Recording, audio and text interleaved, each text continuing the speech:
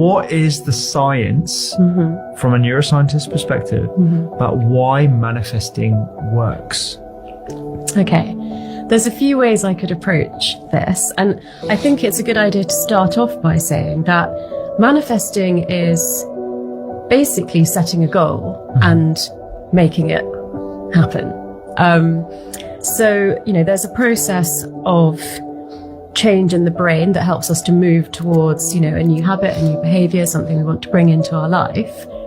And in practical terms, that process involves knowing what you want, so that's raised awareness, focused attention, which is looking out for opportunities that can lead you closer to that goal, deliberate practice, which is taking the actions that you need to be doing to achieve the thing that you want, and then accountability, which is basically how do you make sure that you don't give up if it takes longer than you thought, or it's just harder than you thought, or it feels like it's never going to happen. Because in the brain, when you are working towards a goal, you're basically reinforcing a pathway in your brain.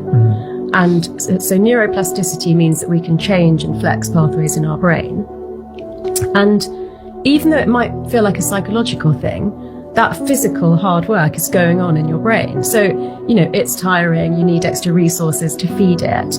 And there's a tipping point where the pathway becomes strong enough that you're in all the right habits and you're moving in the right direction, and it feels like, you can achieve the thing that you want.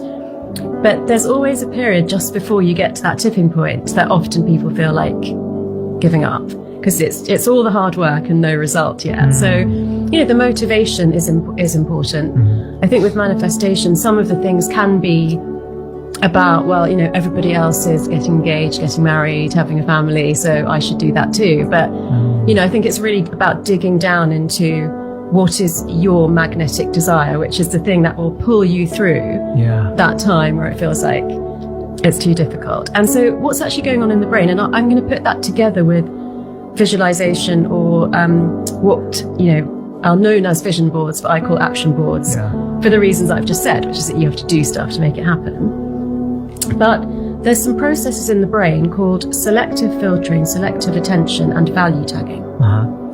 And so because we're bombarded with so much information, we naturally filter out things that we don't need to know about. So for example, you're not aware of your clothes on your body all day because you don't need that, sensory input.